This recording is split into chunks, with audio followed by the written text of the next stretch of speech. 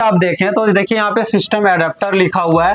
तो जो हमारे मदरबोर्ड के एडाप्टर होता है यहाँ से इनपुट हो रहा है 1 नंबर और 2। चलिए इसके गेट में हाई वोल्टेज होने का रीजन ये होता है कि देखिए अगर यहाँ पे हम देखें तो इसके गेट में यहीं पे हमारा फॉल्ट मिलना चालू, यहाँ पे देखें तो PR 1005 और 1006, तो यही वाला जो हमारा डिवाइडर है यही हमारा डिवाइडर। तो एक बार जंपर कर दिए और जंपर करने के बाद अब हम आपको दिखाते हैं कि इसका कंडीशन क्या है।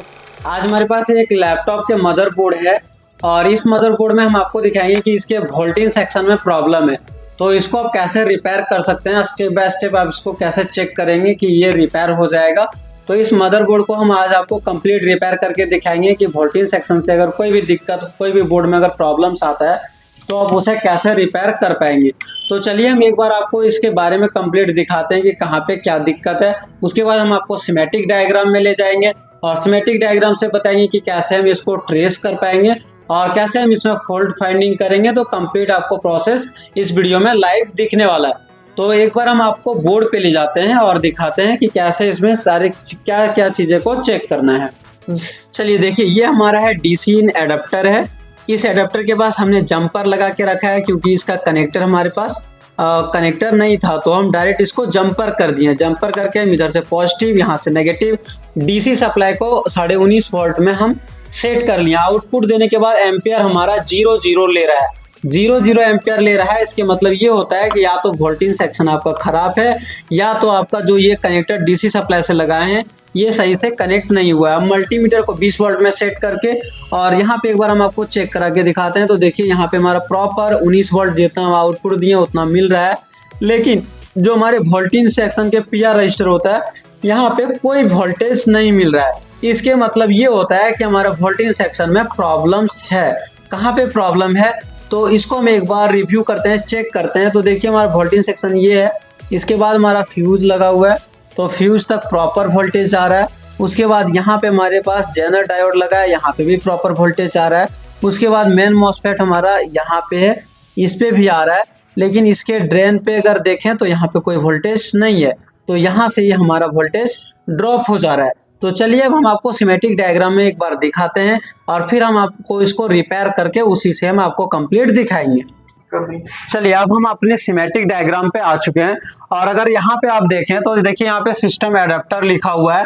तो जो हमारे मदरबोर्ड के एडाप्टर होता है यहाँ से इनपुट हो रहा है 1 नंबर और 2 नंबर पिन से एक फ्यूज लगा करके और ये फ्यूज से इनपुट हो रहा है। और अभी जब हम आपको चेक करा रहे थे तो इस सोर्स पे जो इस मॉसफेट के सोर्स है यहाँ तक हमारा प्रॉपर 19 वोल्ट आ रहा था, लेकिन यहाँ पे आपको क्या मिल रहा था तो 0 वोल्ट मिल रहा था। इस मॉसफेट के गेट इनेबल नहीं हो रहा था या ये मॉसफेट खराब है, क्या कंडीशन है तो हम आपको आगे दिखाएंगे। तो देखिए यहाँ पे ना इसके गेट इनेबल होने के लिए एक रजिस्टर के थ्रू यहाँ पे डिवाइडर लगाया गया है, ये डिवाइडर, और यहाँ पे एक मॉसफेट है। इस मॉसफेट से यहाँ पे इसको ग्राउंड मिल रहा है तब ये इनेबल हो रहा है। यहाँ पे इसको जब इनेबल मिल रहा है तो ये ग्राउंड हो रहा है, तो ये डिवाइडर बन रहा है। डिवाइडर बनने के बाद इसके गेट को इनेबल करा रहा है। इसके गेट इनेबल होगा तो ये वोल्टेज पास होकर के फिर दूसरे मॉसफेट में आएगा और ये जो मॉसफेट है इस मॉसफेट में इसके गेट इनेबल हो या ना हो ये आउटपुट करेगा, क्योंकि अगर इसके अंदर डायोड देखा जाए तो इस प्रकार के डायोड है और ये सीधा आउटपुट दे करके और सीधा आगे चला जाएगा। अगर आगे देखें तो देखिए आगे अगर आप देखेंगे तो ये डायग्राम को हम अगर आगे देखें तो ये लाइनिंग सीधा आकर के और यहाँ पे एक दूसरे मॉसफेट में जाएगा और इस मॉसफेट से होते हुए यहाँ पे निकलने के बाद यहाँ हमारा कॉमन पॉइंट में पहुंच जाएगा। तो ये डायग्राम पूरा हमारा था स्कीमेटिक, इसके थ्रू हम इसको ट्रेस करेंगे। तो चलिए अब हम बोर्ड में फिर से चलेंगे और हम आपको बोर्ड में ट्रेस करके और कंप्लीट दिखाएंगे कहाँ से इसका प्रॉब्लम है और क्या करने से ये प्रॉब्लम हमारा सॉल्व हो चुका है। तो चलिए फिर से हम बोर्ड में चलते हैं और कंप्लीट आपको प्रैक्टिकल उसमें करके दिखाएंगे। चलिए अब फिर से हम यहाँ पे अपने बोर्ड पे आ चुके हैं और हमारे पास ये मल्टीमीटर है, 20 वोल्ट में हम इसको सेट कर लिए। अगर हम यहाँ पे चेक करें तो देखिए यहाँ पे अगर देखेंगे तो सेम वोल्टेज हमको मिल रहा है और ये फ्यूज पे देखें तो यहाँ पे भी सेम वोल्टेज ओके है। कॉइल पे देखें तो यहाँ पे भी ओके है। हम स्कीमेटिक डायग्राम को फोन में ले लिए ताकि आपको साथ साथ में दिखा भी पाएंगे। तो कॉइल तक ओके है, फिर डायोड हमारा है, तो अगर डायोड में देखेंगे तो ये जेनर डायोड है, इसमें भी ओके है। और उसके बाद ये मॉसफेट के सोर्स है, तो इस मॉसफेट की बात करें इसके सोर्स पे रख रहे हैं तो यहाँ पे वोल्टेज ओके है। इसके ड्रेन पे जैसा ये देखें तो यहाँ पे क्या हो रहा है, ड्रेन पे वोल्टेज नहीं है। गेट पे एक बार हम चेक करते हैं तो गेट पे हमारा वोल्टेज है, लेकिन यहाँ पे वोल्टेज हाई मिल रहा है, 13 वोल्ट मिल रहा है, तो हाई वोल्टेज ही है। अब अगर हम यहाँ आगे देखें तो इसके जो गेट पे वोल्टेज हाई मिल रहा है, तो एक बार हम फिर से दिखाना चाहें तो देखिए ये वोल्टेज हाई होने का रीज़न ये है कि यहाँ पे चलिए इसके गेट में हाई वोल्टेज होने का रीज़न ये होता है कि देखिए अगर यहाँ पे हम देखें तो इसके गेट में यहीं पे हमारा फॉल्ट मिलना चालू हो गया है, क्योंकि इसके गेट पे वोल्टेज हाई दिख रहा है। तो ये जो मॉसफेट है ये पी चैनल का मॉसफेट है, और पी चैनल के जो मॉसफेट होते हैं इसमें लो वोल्टेज मिलने पे ही इसका गेट इनेबल होगा। अगर आपको मॉसफेट अच्छे तरीके से आता होगा तो आप तुरंत ही फॉल्ट को पकड़ लेंगे, क्योंकि ये बेसिक कंपोनेंट है। तो इसके डिवाइडर लग करके यहाँ पे वोल्टेज लो होगा। कितना वोल्टेज यहाँ पे मिलना चाहिए, तो आप यहाँ पे देखिए ये हमारा R1 है और ये हमारा R2 है, दोनों को कैलकुलेट करेंगे तो आपको पता चल जाएगा इसके गेट पे कितना वोल्टेज मिलना चाहिए। तो चलिए अब हमको ये दोनों डिवाइडर को खोजना होगा, R1 और R2 को दोनों को खोजना होगा। इसे आप खोजेंगे कैसे, तो इसको खोजने के लिए सिंपल तरीका होता है, जो बड़े कंपोनेंट है तो बड़े कंपोनेंट देखें तो PQ1005 और PQ1002, ये दोनों हमारा जो मॉसफेट है इसी के पास में लगा होगा। तो चलिए एक बार हम इधर देखते हैं कि इधर हमारा कोई रजिस्टर है या नहीं है। तो हम आउटपुट को यहाँ से बंद कर देंगे, और अगर आप इधर देखें तो यहाँ पे कोई रजिस्टर नहीं है। सेम इसी बोर्ड में हम इस साइड एक बार चले जाते हैं। इस साइड अगर हम देखें तो अगर आप यहाँ पे देखेंगे तो देखिए PQ1005 और इधर देखेंगे तो PQ1005 यहाँ पे दिख रहा है। और यहाँ अगर हम देखें तो ये जो मॉसफेट है यही वाला हमारा PQ1005 है, और PR1005 और PR1006 और 1005, यहाँ पे देखें तो PR1005 और 1006, तो यही वाला जो हमारा डिवाइडर है यही हमारा डिवाइडर। तो एक बार फिर से हम सप्लाई को दे करके और देखते हैं कि यहाँ पे क्या कंडीशन है, किस तरह से यहाँ पे बन रहा है। तो फिर से हम यहाँ पे दे दिए आउटपुट को, और एक बार हम फिर मेजर करके देखते हैं कि यहाँ पे क्या कंडीशन है, सेम कंडीशन है या फिर क्या है। तो अगर हम यहाँ पे देखें तो यहाँ पे देखिए 0 है, और इधर देखें तो यहाँ पे भी 0 है, और इधर अगर देखें तो यहाँ पे भी 0 वोल्टेज है। इस साइड में देखें तो यहाँ पे भी सेम वोल्टेज दिख रहा है, 0 ही मिल रहा है।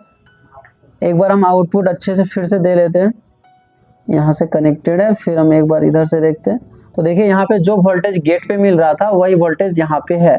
और अगर इस साइड हम देखें तो इस साइड जो हमारा वोल्टेज था वही सेम वोल्टेज मिल रहा है। इधर देखें तो यहाँ पे 13 वोल्ट है, और इस साइड देखें तो यहाँ पे 19 वोल्ट है। मतलब ये डिवाइडर अच्छे प्रकार से काम नहीं कर रहा है। यहाँ तो 19 वोल्ट इनपुट हुआ, और दूसरे साइड जब ये पास किया तो वोल्टेज को कम कर दिया थोड़ा। यहाँ पे लगभग 14 वोल्ट 13 वोल्ट 13.80 के लगभग मिल रहा है।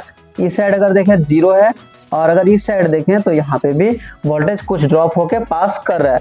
अब अगर हम यहाँ पे बात करें क्या दिक्कत है, तो इसमें जो दिक्कत है वो डिवाइडर का है। ये डिवाइडर का दिक्कत है, इसमें इससे पास होकर के यहाँ तक पहुँच रहा है, बट इसको ग्राउंड नहीं मिल पा रहा है, तो ये डिवाइडर बन नहीं पा रहा है। अगर इसको ग्राउंड मिल जाए तो ये डिवाइडर बन जाएगा, और यहाँ से इसके गेट इनेबल हो जाएगा। तो चलिए हम इसको एक बार ग्राउंड दे करके और फिर ट्राई करते हैं। तो हम ग्राउंड देने के लिए हम एक इसको जंपर कर देते हैं। जंपर करके फिर हम आपको आगे दिखाते हैं। चलिए अब अगर यहाँ पे आप देखेंगे तो हम यहाँ पे इसको जंपर कर दिए, और जंपर करने के बाद अब हम आपको दिखाते हैं कि इसका कंडीशन क्या है। तो ये हमारा रिपेयर हुआ या नहीं हुआ, क्या कंडीशन में है। तो देखिए अब हम यहाँ पे जंपर कर दिए, और यहाँ पे जो हमारा पास नहीं कर रहा था, अगर हम यहाँ पे देखें तो देखिए अब ये पास कर रहा है, और सक्सेसफुली जो हमारा 19 वोल्ट था वो पास कर रहा है। और लास्ट अगर हम PR रजिस्टर पे दिखाएं तो यहाँ पे भी हमारा वोल्टेज आ चुका है, और एम्पियर देखें तो 0.01 ले चुका है, क्योंकि ये वोल्टेज सेक्शन हमारा ओके हो चुका है। अगर आगे का भी सेक्शन ओके हो जाएगा तो आपका एम्पियर ऑटोमेटिक बढ़ जाएगा। तो अभी हम आपको वोल्टेज सेक्शन रिपेयर करके दिखा रहे थे। तो वोल्टेज सेक्शन अभी हमारा प्रॉपरली ओके हो चुका है, और ये काम करना स्टार्ट कर दिया है। तो दोस्तों अगर आप इस तरीके से स्टेप बाय स्टेप फॉलो करते हैं, और अगर आपको बेसिक जो कंपोनेंट होता है, मॉसफेट हो, ट्रांजिस्टर हो, या फिर रजिस्टर हो, कैपेसिटर हो, ये सारे के बारे में अच्छे से नॉलेज होता है, पता होता है, स्कीमेटिक डायग्राम के बारे में पता होता है, तो आप तुरंत ही कोई भी फॉल्ट को पकड़ सकते हैं और तुरंत उसे रिपेयर कर सकते हैं। अभी हमारे पास जो प्रॉब्लम था वो मॉसफेट में था, और मॉसफेट के गेट पे वोल्टेज बन रहा था। अगर आपको नॉलेज नहीं होता है कि ये किस चैनल का मॉसफेट है तो आपको लगेगा इसके गेट पे भी वोल्टेज बन रहा है तो आउटपुट क्यों नहीं दे रहा है, मॉसफेट खराब है। लेकिन इस कंडीशन में मॉसफेट खराब नहीं होता है, ये पी चैनल का मॉसफेट है और यहाँ पे लो वोल्टेज बनेगा तभी ये आउटपुट करेगा, नहीं तो आउटपुट नहीं करता है। तो अगर आप पी चैनल के मॉसफेट जब भी देखते हैं तो वहां पे लो वोल्टेज बनना चाहिए। अगर हम यहाँ पे डायग्राम की बात करें तो देखिए, अगर हम डायग्राम में दिखाना चाहें तो देखिए यहाँ पे डायग्राम में भी वही चीजें आपको देखने को मिलेगा। इधर अगर आप देखें तो यहाँ पे ये पी चैनल का मॉसफेट था। हम एक बार पेन को ले लेते हैं और आपको अच्छे से एक बार दिखा देते हैं, फिर से रिविजन करा देते हैं ताकि वो स्टेप सारा कंप्लीट हो सके। अब देखिए, अगर यहाँ पे देखेंगे तो ये डिवाइडर का ही प्रॉब्लम था, ये डिवाइडर जो है वो डिवाइडर प्रॉब्लम कर रहा था, इसी के कारण इसका गेट पे लो वोल्टेज नहीं बन रहा था, यहाँ पे 13 वोल्ट बन रहा था, जो कि यहाँ पे बनना चाहिए 2.5 वोल्ट के लगभग बनता है, 2.3 वोल्ट के लगभग बनता है। आप इसको कैलकुलेट करके एग्जैक्ट वोल्टेज निकाल सकते हैं। तो ये वोल्टेज आपका पास करेगा, जो पी चैनल के मॉसफेट होता है उसे लो वोल्टेज चाहिए, लो वोल्टेज मिल गया और आउटपुट देना स्टार्ट कर दिया, वोल्टेज सेक्शन हमारा कंप्लीट हो चुका है। अगर आप लैपटॉप डेस्कटॉप रिपेयरिंग सीखना चाहते हैं, चिप लेवल रिपेयरिंग, तो आप हमारे SMTC धनबाद को ज्वाइन कर सकते हैं।